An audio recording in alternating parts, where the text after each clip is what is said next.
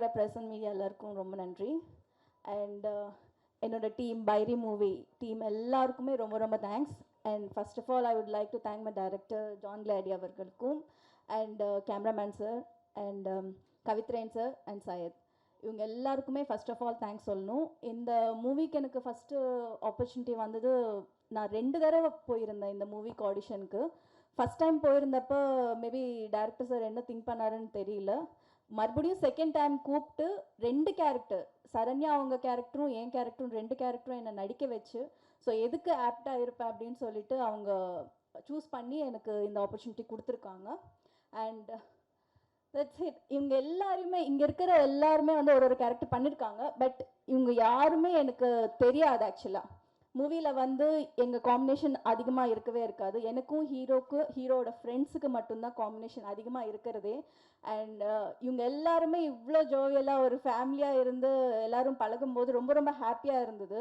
And பார்த்த உடனே அம்மா வந்து அவங்க பொண்ணை வந்து ரொம்ப ரிசீவ் பண்ணுற மாதிரி அந்த மாதிரி எல்லாம் ரிசீவ் பண்ணாங்க. அப்புறம் அப்பா கேரக்டராக இருக்கட்டும், எல்லாம் கேரக்டராக இல்லை, எல்லோரும் ஒரு ஃபேமிலியாக இருந்து இந்த மூவி கம்ப்ளீட் பண்ணியிருக்கோம். And special thanks to Sakthi sir. And first இம்பார்ட்டண்ட்டாக ரொம்ப ரொம்ப தேங்க்ஸ் சொல்லணும்னு நினைக்கிறது வந்து ஏடிஸ், அசிஸ்டன்ட் டைரக்டர்ஸ் எல்லாருக்குமே. பிகாஸ் டைரக்டர்ஸாகட்டும் ஆக்டர்ஸ்க்காகட்டும் 2 பேரில் வந்து யாருக்கு சண்டை போட்டாலும் பவர் சஃபர் ஆகிறது அவங்க தான். ஃபர்ஸ்ட் ஆஃப் ஆல் ஏடிஸ் எல்லாருக்குமே ரொம்ப ரொம்ப தேங்க்ஸ். ரொம்ப பேஷன்ஸாக இருந்தீங்க நீங்கள். And whole team, entire team வந்து I would like to congrats. And இந்த ஸ்டேஜில் வந்து இங்கே நிற்கிறோம், ரொம்ப சஃபர் பண்ணதுக்கப்புறம் எல்லோரும் சொல்கிறது தான், ரொம்ப கஷ்டத்துக்கு அப்புறம் தான் மூவி ரிலீஸ் பண்ணுறோம் அப்படி இப்படின்னு சொல்லிட்டு எல்லோரும் சொல்கிறது தான், எல்லா மூவிக்கும் சொல்கிறது தான். பட் இது மேபி கொஞ்சம் டிஃப்ரெண்ட்டாக இருக்கும் அப்படின்னு நான் நினைக்கிறேன். எல்லோரும் சொல்கிற மாதிரி இல்லாமல் பார்த்த எல்லாருக்குமே, எங்களோட பழகின எல்லாருக்குமே கண்டிப்பாக தெரியும். And thank you so much. And once again thank you so much Nikhil sir. Thank you. Thank you. அடுத்ததாக இபி தினேஷ் அவர்கள்.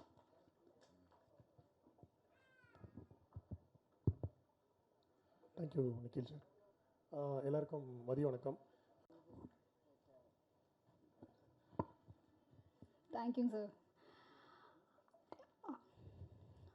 எல்லாருக்கும் வணக்கம். ப்ரெஸ் அண்ட் மீடியா இங்கே வந்திருக்க எல்லாருக்கும் ரொம்ப நன்றி. எங்கள் டீம் எல்லாருக்கும் நான் வந்து விஷ் பண்ணிக்கிறேன். அண்ட் உங்களோட சப்போர்ட் எங்களுக்கு கண்டிப்பாக தேவை. இந்த ப்ராஜெக்டில் நான் எப்படி வந்தேன்னா, சையத் அவங்க என்னோடய ஃப்ரெண்டு, ஒரு 7 இயர்ஸாக ஆக்டிங் கிளாஸில் இருக்கும்போது தெரியும். ஸோ இந்த இடத்துல நான் என்னோடய வாத்தியார் அருள்மொழி சார் இப்போ இல்லை, நான் எப்போவுமே ஒரு ஸ்டேஜ் வரணும்னா அவருக்கு தேங்க் பண்ணணும்னு நினைப்பேன். ஸோ அவர் இல்லைனா எனக்கு சையத் தெரிஞ்சிருக்காது. ஸோ இந்த ப்ராஜெக்டில் வந்துருக்க முடியாது. அண்ட் ஜான் சார் ரொம்ப நன்றி. சித்ராவாக இந்த படத்தில் நான் ஒரு ரோல் பண்ணியிருக்கேன். ஸோ அதான் வசந்த், அப்புறம் எங்கள் டீம் எல்லாருக்குமே வந்து தேங்க்ஸ். அண்ட் நான் துரை சார் பார்த்ததே இல்லை. உண்மையாக சொல்லணும்னா வந்து ரொம்ப நாள் நிறைய பேர் இருக்காங்க, சையத் தான் அந்த படத்தில் ப்ரொடியூசர் அப்படி சொல்லி கூட கிட்ட கேட்டிருக்காங்க.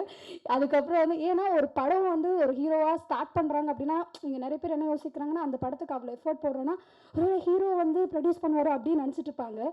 அந்த கேள்வி அவங்க முன்னாடியே நிறைய பேர் கேட்டிருக்காங்க. ஆனால் துரை சார் வந்து அவ்வளோ அவருக்கு சப்போர்ட் பண்ணி ஒரு ஜேர்னியாக இந்த படத்தை ஒரு கம்ப்ளீட் பேக்கேஜாக இவ்வளோ தூரம் எடுத்துகிட்டு வந்ததுக்கு, இந்த ப்ராஜெக்ட் டேக் ஆஃப் ஆனதுக்கு துரை சாருக்கு வந்து நான் எங்கள் டீமே நான் வந்து தேங்க் பண்ணிக்கணும்னு நினைக்கிறேன்.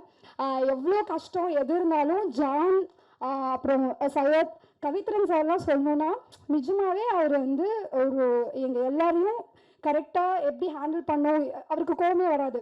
சம்டைம்ஸ் நம்ம கூட ஏதாவது டென்ஷனில் இருந்துட்டு சார் என்ன கேட்டால் சரிங்க என்னம்மா அப்படி தான் அவங்க. அண்ட் இந்த படம் ஃபுல்லாக முடிஞ்ச அப்புறம் தினேஷ் அவரை சொல்லியாகணும், நான் சையத் கிட்ட சொல்லுவேன், சக்தி சார் கிட்ட போன ஒரு விஷயம். அண்ட் நாங்கள் எல்லோரும் ஒரு டீமாக எஃபர்ட் போட்டிருக்கோம். சார் இன்னைக்கு வந்து சக்தி ஃபிலிம் ஃபேக்ட்ரி ரிலீஸ் பண்ணுறாங்க அப்படின்னா எங்கள் எல்லாருக்கும் இது வந்து ஒரு பெரிய ஹானராக நான் நிஜமாகவே நினைக்கிறேன். ஒரு நல்ல படம் ஒரு நல்ல ப்ரொடக்ஷனில் ரிலீஸ் ஆகுது, ஒரு பேனரில் ரிலீஸ் ஆகுது அப்படின்னா அதை விட எங்களுக்கு ஒரு ஹாப்பினஸ் இல்லை. ஸோ நிறைய பேர் இந்த படத்தில் நடிச்சிருக்கோம். மீன்ஸ் பைரி அண்ட் அந்த புறா டீமே ஒரு காஸ்ட் அண்ட் க்ரூவாக பெருசாக இருப்பாங்க. ஸோ அவங்க எல்லாருமே சையத் வந்து அவங்களோட ஃப்ரெண்ட்ஸு, ஸோ யாருமே விட்டுறக்கூடாது அப்படிங்கிறத உள்ளே எடுத்துகிட்டு வரும்போது ஜான் சாருமே வந்து எல்லாருக்குமே ஒரு கரெக்டான ஒரு ஸ்க்ரீன் ஸ்பேஸ் கொடுத்து அவரோட அந்த படத்தில் எனக்கு பார்க்கும்போது அமலில் பார்க்கும்போது அந்த ஊர்லேயே பிறந்து வளர்ந்து ஒரு புறாவோட லவ்வராக ஒரு விஷயம் இருக்கப்போ எப்படி அந்த கேரக்டர்ஸ்லாம் பார்க்குறப்போ எப்படின்னா அவர் எல்லாத்தையும் அவ்வளோ எஃபர்ட் போட்டிருக்காரு. ஸோ இந்த கம்ப்ளீட் பேக்கேஜ் வந்து 23rd தியேட்டர்ஸ்க்கு வருது. ஸோ பிரசன்ட் மீடியா நீங்கள் படம் கண்டிப்பாக பார்த்துட்டு உங்களுக்கு என்ன மனசு இருக்கோ அதை அப்படியே சந்தோஷமாக எழுதுங்க. So we need all support எப்பயுமே. எங்கள் டீம் எல்லாருக்கும் அகெயின் நான் விஷ் பண்ணிக்கிறேன். சக்தி சார் ரொம்ப நன்றி, துரை சார் ரொம்ப ரொம்ப நன்றி, அண்ட் தேங்க்யூ ஸோ மச். நன்றி. வந்திருக்கிற எல்லா மீடியா நண்பர்களுக்கும் என்னுடைய வணக்கத்தை தெரிவித்துக் கொள்கிறேன். அதன் பிறகு இந்த படத்தில் நான் நடிக்கிறதுக்கு முழு காரணம் வந்து நமது டைரக்டர் ஜான் கிளாடி அவர்கள் தான்.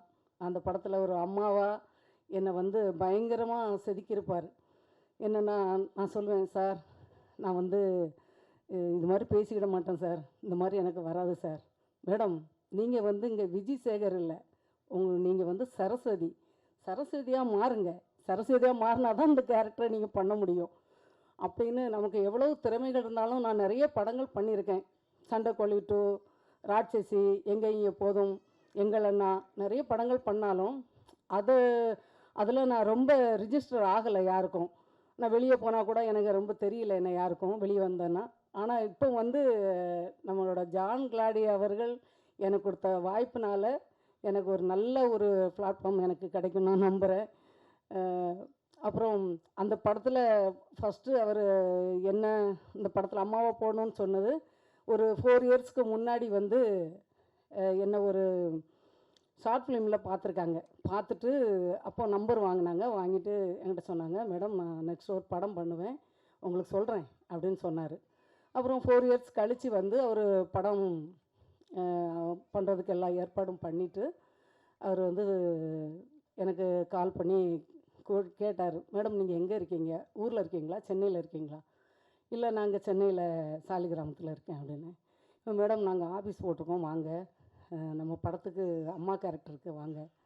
நான் போனேன். அங்கே போய் ஆடிஷன் எடுத்தாங்க. எடுத்துகிட்டு ஓகேன்னு சொல்லிவிட்டு, மேடம் நீங்கள் ஃபஸ்ட்டு அங்கே பார்க்கும்போது ஒல்லியாக இருந்தீங்க, இப்போ குண்டாயிட்டீங்களே அப்படின்னாரு. நான் 4 வருஷம் கழித்து பார்த்தா குண்டா தானே சார் ஆவேன், நீங்கள் அப்போவே எடுத்துருக்க வேண்டியது தானே படம் அப்படின்னு. இல்லை இப்போ நீங்கள் கொஞ்சம் இளைக்கணும் இந்த படத்துக்காக அப்படின்னாரு. அப்போ என்னோடய குடும்ப சூழ்நிலையினால் எனக்கு அட்வான்ஸ் கொடுத்துட்டாங்க.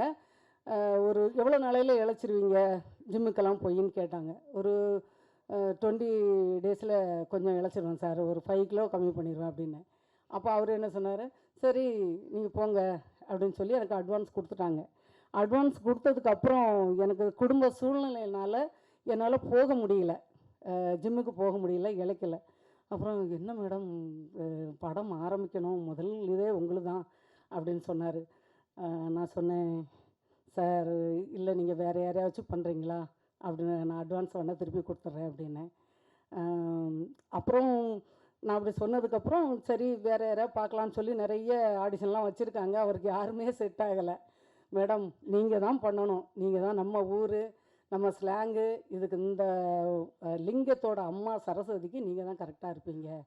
சரி அவர் ஃபஸ்ட்டு ஒரு படம் பண்ணுறாரு, கண்டிப்பாக நம்ம இதை பண்ணணும் அப்படின்னு சொல்லிட்டு திருப்பி என்ன இழைக்கிறதுக்காக இங்கே இருந்தால் நீங்கள் இழைச்சிட மாட்டீங்கன்னு சொல்லி நாகர்கோயிலுக்கு இந்த டீம் எல்லாரும் நம்ம சையது தம்பி எல்லோரும் சேர்ந்து அங்கே எங்களை கத்திரன் சார் எல்லோரும் அங்கே கூட்டிகிட்டு போய் அங்கே எனக்கு 2 அசிஸ்டன்ட் டைரக்டர் அனுப்பி காலையிலே ஸ்கூலில் எஸ்எல்பி ஸ்கூலில் வந்து வாக்கிங், அப்புறம் ஜிம்போ கிளாஸு என்னை விடவே இல்லை. ஒரு மாதம் அங்கே போய் ஒரு 10 kg கம்மி பண்ண வச்சுட்டாங்க, இலைக்க வச்சு என்னை அந்த படம் எடுத்தாங்க. இதுக்கு எல்லாத்துக்கும் முழுக்க காரணம் நம்ம வந்து நம்மளோட பைரி டீம்னாலும் நம்ம முதல் காரணம் வந்து டைரக்டர் சார் தான் இந்த இடத்துல நான் நிற்கிறதுக்கு காரணம். அப்புறம் நம்மளோட பைரி டீமில் நம்ம ஹீரோ எனக்கு மகனாக நடித்தவர், அப்புறம் கவித்திரன் சார், அவங்க எல்லாருமே நாங்கள் எல்லாருமே ஒரு ஃபேமிலி மாதிரி ஆகிட்டோம். ஏன்னா அங்கே ரொம்ப நாள் ஷூட் எடுத்தாங்க நாகர்கோவிலில். அதனால் நாங்கள் எல்லாருமே கடைசியில் முதல்ல கொஞ்சம் ஒருத்தருக்கு ஒருத்தர் புரிஞ்சிக்கல, அதனால் கொஞ்சம் அப்படி இருந்தோம். அப்புறம் பார்த்திங்கன்னா கடைசியில் ஒரு எல்லாருமே ஒரே டீமாக ஒரு ஃபேமிலி மாதிரி நாங்கள் இருந்தோம். எல்லாருக்கும் ரொம்ப நன்றி. எனக்கு வாய்ப்பு கொடுத்த உங்கள் எல்லாருக்குமே நன்றி, ப்ரொடியூசருக்கும் நன்றி, இங்கே வந்திருக்க ஆடியன்ஸ் எல்லாருக்கும் ரொம்ப நன்றி. நீங்கள் எல்லாருமே போய் தேட்டரில் படம் பாருங்கள். 23ஆந்தேதி ரிலீஸ். கண்டிப்பாக எல்லாம் தேட்டரில் போய் பாருங்கள். எங்களுக்கு மீடியா நண்பர்கள் எல்லாரும் இந்த படத்தை இன்னும் நல்லா ப்ரொமோட் பண்ணுங்கள். எங்களுக்கு எல்லாருக்கும் ரொம்ப நன்றி. நன்றி. அடுத்ததாக பத்திரிகை நண்பர்களுக்கும் மீடியா நண்பர்களுக்கும் எனது வணக்கத்தை தெரிவித்துக் கொள்கிறேன். அப்புறம் என்னை பற்றி சொல்லணும்னா எல்லாம் செய்யறது சொல்லி முடிச்சிட்டாரு. டீமை பற்றி சொல்லணும்னா டைரக்டர் சொல்லி முடிச்சிட்டாரு. நான் இப்போ என்ன பேச? நான் ஒன்று பேசலாம். சினிமாவே பார்க்காத ஒருத்தரை ப்ரொடியூசர் ஆக்கிட்டாரு செய்யாது. அதுதான்